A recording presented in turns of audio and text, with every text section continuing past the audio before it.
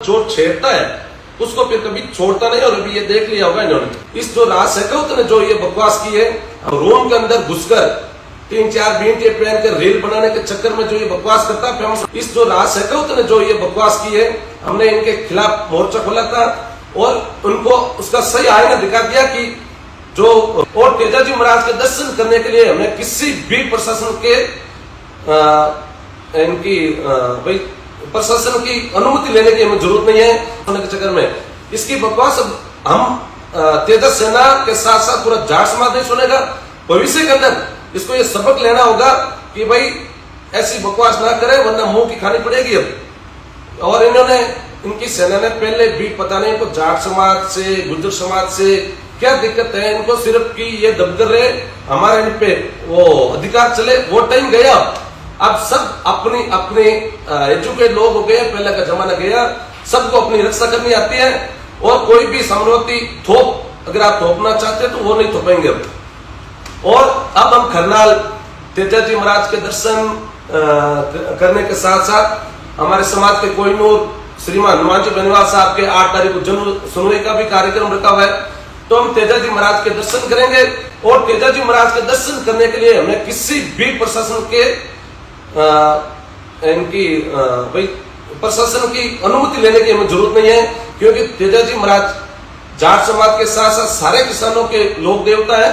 तो हम तेजाजी महाराज के दर्शन सभी साथी एक अनुशासन से और स्टेप बाई स्टेप, जैसे ये कह रहे हैं साथ में काफिला ना हो, तो हम स्टेप बाई स्टेप एक एक गाड़ियों के साथ तेजाजी महाराज के मंदिर पहुंचेंगे।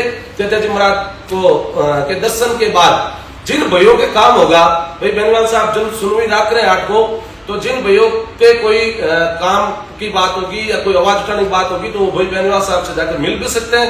मगर हम अनुशासन रहेंगे और हम पुलिस प्रशासन को पूरा भरोसा दिलाते हैं कि हम कोई भी कानून व्यवस्था नहीं तोड़ेंगे। हम अपनी शांति प्रिय बैठकर तेजाजी महाराज के दर्शन करके सारे भाई आपस में मिलेंगे, एक दूसरे के साथ चर्चा करेंगे और दूसरा तीसरा हम कोई भी गलत ऐसा काम नहीं करेंगे जिससे पुलिस प्रशासन को कोई दिक्कत हो। मगर पुलिस प्रशासन की बहुत रिस्पेक्ट करते हैं, पर पुलिस प्रशासन ने आज जाट समाज तेजस सेना इनको ये क्यों करना पड़ा है, उनको भी थोड़ा ज्ञान में लेना होगा। ऐसे व्यक्ति जो कि असामाजिक तत्व होते हैं, हर कौम में होते हैं, तो ऐसे असामाजिक तत्वों के खिलाफ कड़ी से कड़ी कार्रवाई करे, ताकि भविष्य के अंदर ये ऐसे कभी भी किसी भी समाज के, चाहे अभी तो जाट समाज का मुद्दा हो और जाट समाज से इन्होंने ये बकवास की, इसके गले में भी आ गई।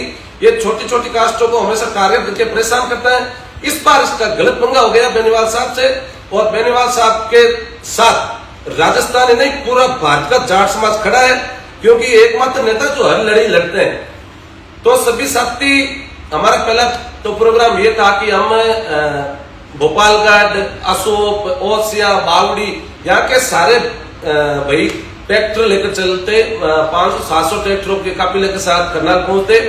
मगर अब कलेक्टर साहब ने चलो मान लो कह दिया कि भाई हम ये काफिले की अनुमति नहीं देते हैं, तो हम अपने अपनी गाड़ियों के साथ सभी भाई चलेंगे। सारे भाइयों को चलना है, जो भी भाई आ रहे थे सारे भाइयों को आना है, मगर पुलिस प्रशासन को परेशान नहीं करके अलग अलग गाड़ियों के साथ तेजाजी महाराज के दर्शन करके भाई आपस में आराम से मिले, कोई दिक्कत नहीं है। और ये हमें ध्यान रखना है कि भाई हमें अनुशासन रखना है। हम कोई देखो पुलिस प्रशासन में भी हमारे भाई है, हमारी किसान कौम की भाई है, वो को दूसरे नहीं है, भाई हमारी है, तो किसी को मत परेशान। वैसे ही जाट समाज ने कभी की नहीं। जाट समाज का तो हमेशा एक ही रहा कि जाट समाज पहले किसी को छेड़ता नहीं है, और जाट समाज को जो छेड़ता है उसको फिर कभी छोड़ता नहीं। और अभी ये देख लिया होगा इन्होंने। तो सारे भाई 8 तारीख को मिलते हैं वीर तेजाजी महाराज के दर्शन के लिए। और फिर जिन भाइयों के कोई पीड़ा है, कोई काम है, कोई किसान को कोई परेशानी है, लाइट, पानी, बिजली, जो भी, तो वो बेनीवाल साहब से मिलकर अपनी समस्या सुना सकते हैं। और सारे भाई जिन्होंने समाज में इतनी एकजुटता दिखाई, वीर तेजस सेना का साथ कंधा से कंधा मिलाकर खड़े रहे, और बेनीवाल साहब के साथ बेनीवाल साहब को यह दिखा दिया कि भाई आप हमारे लिए लड़ाई लड़ रहे हो तो हम आपके लिए हर लड़ाई के अंदर तैयार है। आप सारे भाइयों को बहुत बहुत धन्यवाद। सारे साथी हमेशा से एकता बनाए रखें और सर्व समाज की हमेशा